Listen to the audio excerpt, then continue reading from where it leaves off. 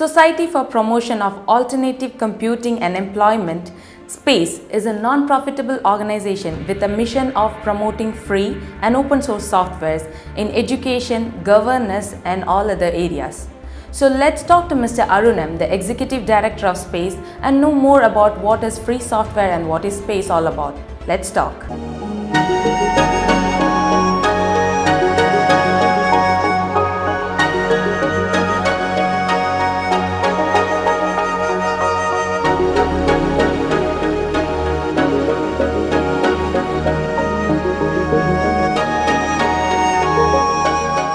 Hi and welcome to Havel's Let's Talk, sir. Could you please brief us more about what SPACE is? Okay, SPACE was started by the government of Kerala way back in 2003 as an organization of IT professionals in Kerala who were interested in free software. Because in 2001, the state government announced a new IT policy which suggested that free software should be adopted in the government and public IT programs wherever possible. It was a significant achievement considering that around the globe free software was just beginning to get attention in the early 2000 period. And the Kerala government in a way became a forerunner for the other states in India, including the national government, which was not considering free software significantly during that time, though the situation has dramatically changed recently. Anyway, the government of Kerala took a leadership there and announced this policy. But policy does not mean action. You need systems which will turn this policy into real action. So that is where the government required an institutional mechanism which can support the government. So that's how this organization SPACE came into being in 2003. And the uniqueness of SPACE was that it was not an organization exclusively of IT professionals. It brought together people from several different backgrounds. We have journalists in the board of this organization, we have scientists, we have other people from other fields including medical sciences, etc. So it brings a completely different kind of approach to technology, which we think more socially inclusive and based on a perspective of using technology for a social development. So that's the background on SPACE. So could you brief us more about what all free softwares are we focusing on, or like how do you decide on things? The idea of free software comes from mainly two questions. The first is the fundamental question of what is a software? What are the natures of software? So that is the first question. The second question is how the software is developed historically. So the idea of free software originates from these two. Regarding the first one, what is software? We consider that software is a form of knowledge. It is a representation of knowledge or ideas. Like we write a book on something. It is another language of writing an idea. So if software is an idea, we think that idea is something which should be a property of the society, which should be shared freely in the society. This brings us to one important property of software. As Bernard Shaw has mentioned long back, if I have an apple and I give it to you, you get the apple and I lose the apple. But if I have an idea and if I share it with you, both of us get, and the gain is for both of us. So in that manner, since the software being a non-physical commodity, we can replicate it infinitely, thereby bringing the benefit of software to a large number of people. Yes. And we think that that is the right way to do. Okay. So that's one part of the question. The second question is how the software came into being. If you look historically, software evolved out of a collective process. Yes. Where people, I write a piece of code, then a friend of mine find that okay, this is interesting and he wants to make a change. True. I give it to him or her, and she makes another change, and that goes to another person. So this was how the software was developed during the late 60s or 70s. Yeah.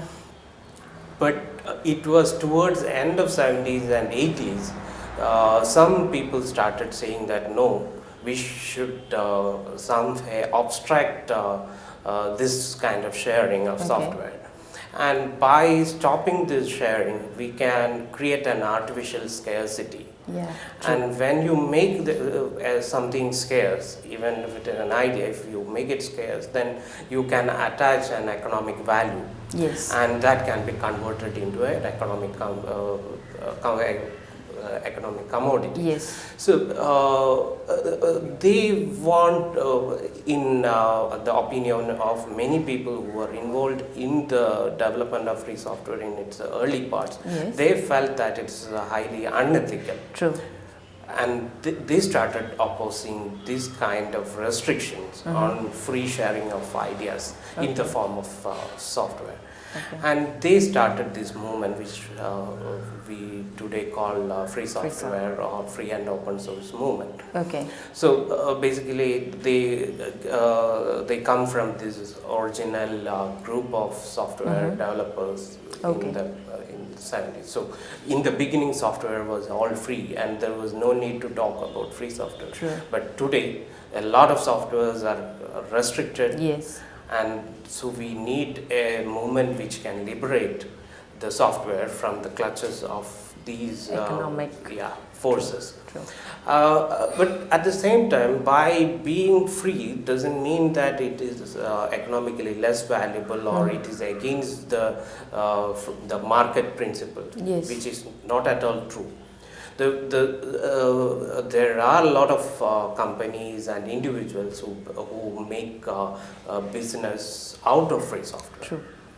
But at the same time, the only difference between the proprietary software regime and the free software movement is that we don't want to control the user of software in any manner, but we do provide services which are of economic value. Okay. So that is about free software. Yeah.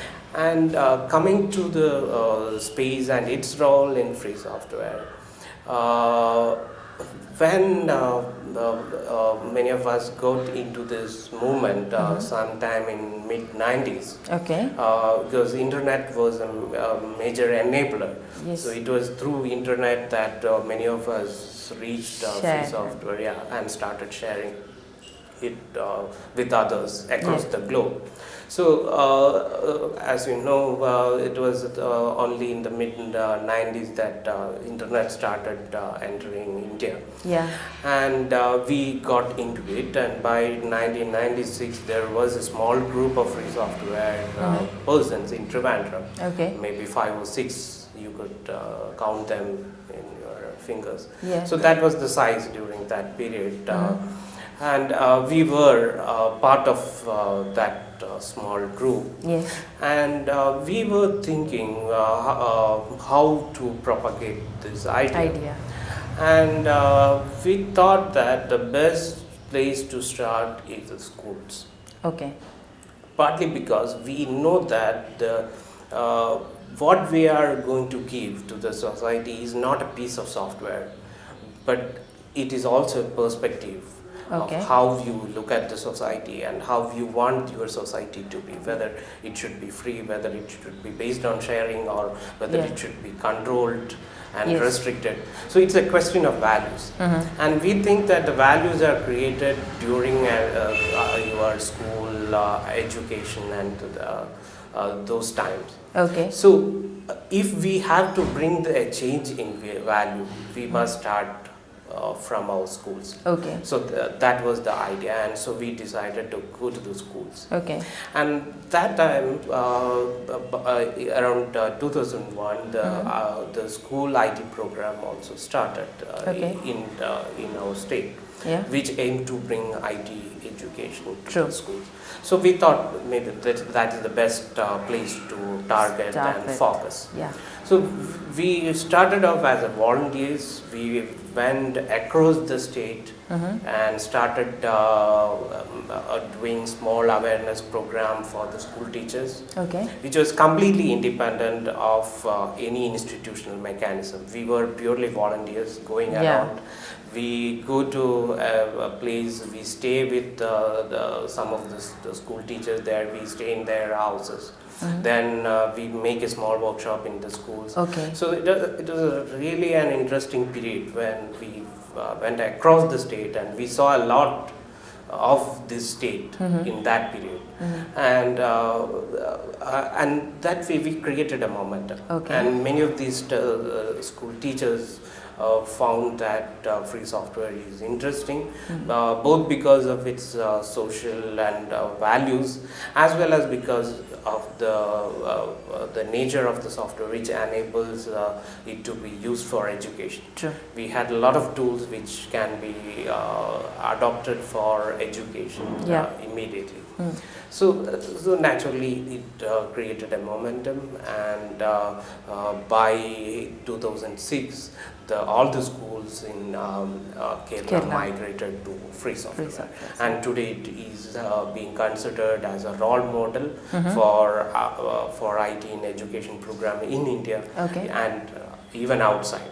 Maybe it is one of the largest in the world in terms of number of persons it reach out to. So that's how we started off promoting free software. What are the challenges that you faced in the initial period while setting up this space or the free software, what we call the free software lovers together to bring up this idea? The main challenge is the inertia to change.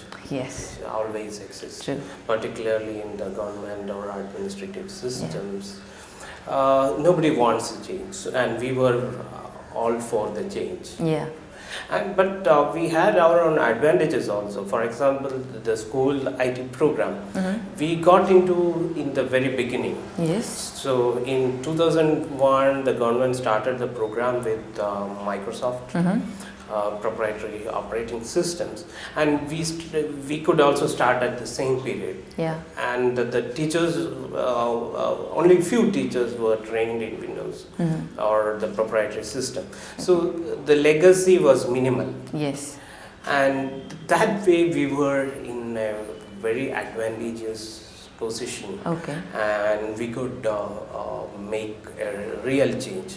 But if you consider the e-governance and other areas where there was a strong legacy existing during that period, we could not make much change. Even today, even though the policy is for free software, this migration is relatively in a small space.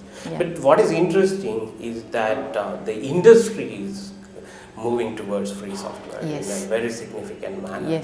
So we had done a study on the Technopark companies recently, and there we found that more than 50% of the firms heavily depends on the free software. So without free software, their economic activities will not go forward. So that way, the free software is significantly contributing to the economy of this state, which I think is not recognized by the policymakers and even the industry at large. Because but at the same time, the industry did not take a deliberate decision here. it was largely because of the global change towards free software that our industry also adopt free software. But that will make a significant qualitative change to the industry here, because with their ability in free software increasing, they will be in a position to bring out a higher value solution to the market. Okay. So that way, I think free software is going to play a significant role in our state. Okay. What is government doing to help you or improve this free software knowledge sharing thing? As I mentioned, the origin of space is with the government policy. Yeah. So the space was set up by Kerala State IT Mission way back in 2003. Yeah. But we as an organization, we are completely independent, and we take up initiatives other than those supported by the government. Yes. After the initial success of the school IT program, which we started in 2001, even before the starting of this institution, which went till around 2006. In 2007, we started another major initiative. That was a program for the disabled. Okay. We decided to bring the benefit of this technology to a group which is completely excluded from this process. Society. And that was the group of the visually impaired persons in the state. Okay. And we started with a small training center, which provided IT training to the visually impaired, and we trained more than 1,000 persons directly, and they in turn are training many others. Okay. They come from various organizations. These organizations in turn are training others. Yeah. So we feel that this program is going to open up a lot of new economic opportunity for the visually impaired persons in Kerala. Okay. For example, jobs in the call centers. With the help of this technology, they are in a position to work in a call center kind of system. Yeah. After the success of our program for the visually impaired, we started a small initiative for the autistic and the special children. Okay. So the aim of this program was to identify free software which can help in bringing changes in these children and to assist the education of these children. Okay. And we started with a very small group. We did a pilot test, and we also developed a educational methodology on how to use these tools and impart various skills to these children. And this program is also now getting a lot of attention. We developed a manual which is distributed freely on the internet, and that is being used by many other educationists, even outside the country. Okay. They have adopted the program which we developed. So as you see, from an organization which was aimed at promoting free software, we entered into several different areas where we can use ICT as a strategic tool in bringing up social development. So that's our idea. Okay. So what are the major projects that Space is currently working on? Our main program at the moment is the program for the disabled. Okay.